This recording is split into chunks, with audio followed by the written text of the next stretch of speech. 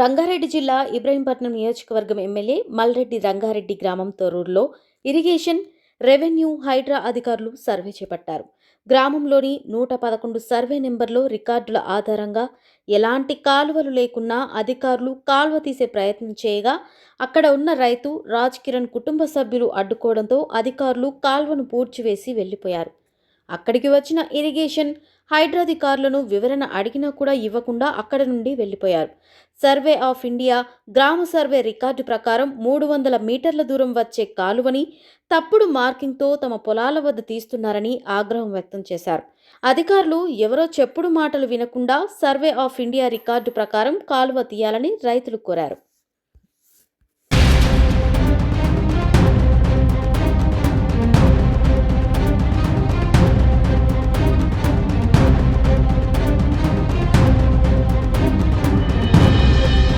రాజ్ కిరణ్ తొర్రూరులో ఉంటాను. నేను ఎమ్మెల్యే గారు ఊరు ఇది తొర్రూరు విలేజ్ లో ఉంటాను.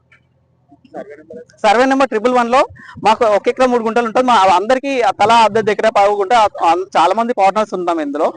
అందరం రైతులమే. ఇక్కడ కోర్టు ఇష్యూ ఉంటే నేను కంప్లైంట్ ఇచ్చిన తర్వాత చెక్ చేసామని వచ్చారు. ఇరిగేషన్, హైడ్రా, ఆర్ఎంబి వాళ్ళు వచ్చారు. అందరు ఆల్ డిపార్ట్మెంట్స్ వచ్చారు. ఓన్లీ ఇరిగేషన్, హైడ్రా మాత్రమే జస్ట్ నామ మాత్రమే ఓన్లీ చెకప్ చేసిపోయారు. విలేజ్ మ్యాప్ ప్రకారం కట్టేనేమో చాలా దూరం వస్తుంది. 200 ఫీట్ల అవతల వస్తుంది. 200 ఫీట్ల అవతల 300 ఫీట్ల అవతల వస్తుంది. సర్వే ఆఫ్ ఇండియా మ్యాప్ ప్రకారమైన టోపో షీట్ అయినా లొకేషన్ అంతా ఇక్కడ చూపిస్తుంది. ఓన్లీ గణేట్ కట్టడం మట్టిలో పెట్టిన రాళ్ళు మాత్రమే ఉన్నాయి ఇక్కడ. తర్వాత మొన్న రీసెంట్ 27 తారీఖు 1 నెల వచ్చిర్రు. ఆల్రెడీ లొకేషన్ కూడా ట్రేస్ అవుట్ చేసేసి అక్కడ ఆల్రెడీ లొకేషన్ ట్రేస్ అవుట్ చేసి అక్కడ తవ్విపోయారు.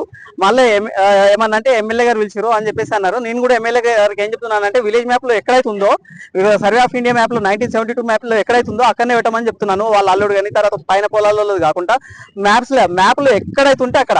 ఇప్పుడు ఆల్రెడీ రిపోర్ట్ ఇచ్చారు 2020లో. అంటే ఇరిగేషన్ ఇచ్చిండు. ఇరిగేషన్ ఏడబ్ల్యూ ఇచ్చిండు. ఎరువులు రికార్డు లేకుండా చేసిండు అనేది ఆల్రెడీ క్లియర్ గా మ్యాప్ ఇచ్చేసి డేటా ఇచ్చేసారు. లేదు వాళ్ళకు ఇక్కడ ఏమన్నా తప్పు చేసినట్టు దొరికించుకోమంటే నేను కూడా ఏసీపీకి ఏదో రూపాయలు వెళ్ళి డేటా కావాలంటే కూడా కలెక్ట్ చేసి ఇస్తాను చెప్పిన. అన్ని ఆర్టీఐ కింద మ్యాప్లు ఇచ్చారు. ఆర్ఎంబి ఇరిగేషన్ వాళ్ళు ఇచ్చినారు. అన్ని ఇచ్చి కూడా మళ్ళీ ఇక్కడ ఏమన్నంటే ఇక్కడ వచ్చారు. మొన్న ఆల్రెడీ ట్రేస్ అవుట్ చేసిన దాన్ని వదిలేసి మళ్ళీ ఈ రోజు యథావిధిగా మళ్ళీ ఇక్కడ వచ్చారు. ఇప్పుడు వచ్చిన వాళ్ళు అనేది ఏది క్లారిటీ ఇవ్వలేదు. వాళ్ళు విలేజ్ మ్యాప్ కొలిస్తే 200 ఫీట్ల అవతల వెళ్ళింది. నేను కూడా పెద్దలకు ఏం కోరుకుంటున్నానంటే విలేజ్ మ్యాప్ ఎక్కడైతే ఉందో సర్వే ఆఫ్ ఇండియా ఎక్కడైతే ఉందో ఆ లింక్ ఏదైతే ఉందో ఎండింగ్ పాయింట్ ఫిక్స్ అయింది. కోయడ రోడ్ ఫిక్స్ అయింది. స్టార్టింగ్ పాయింట్ ఫిక్స్ చేస్తే సరిపోతుంది. కానీ కాకుండా అవతలకు వచ్చి 200-300 ఫీట్లు ఈతలకు వచ్చి చెక్ చేసి ఇది చేసి అది చేసి ఎట్లా. ఇప్పుడు కానీ ఒకే ఒక మాట అన్న పెద్ద మనుషులను ఒకటి అడగదలుచుకున్నాం.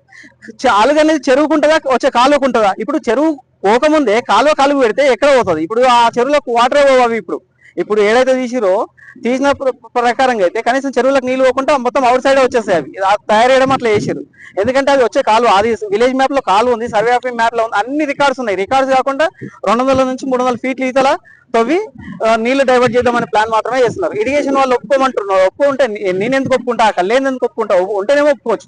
ఆర్టీఐ కింద మ్యాప్ ఇస్తారు, విలేజ్ మ్యాప్ లో మ్యాప్లు అన్ని ఇస్తారు. నేను అన్ని సర్వే చేయించుకొని మాత్రమే మేము ముందుకు వస్తున్నాం. ఎందుకంటే ఓవరాల్ వేయించుకున్నా, శాటిలైట్ సర్వే చేయించుకున్నా, అన్ని సర్వేలు చేయించుకున్నా, మామూలు సర్వే చేయించుకోవాలి. రిటైర్మెంట్ అయిన చీఫ్ ఇంజనీర్స్ వాళ్ళ నుంచి సజెషన్స్ తీసుకున్న తర్వాతనే నేను ఇది కోర్టులో లీగల్ గా ఓట్లాడుతున్నాను.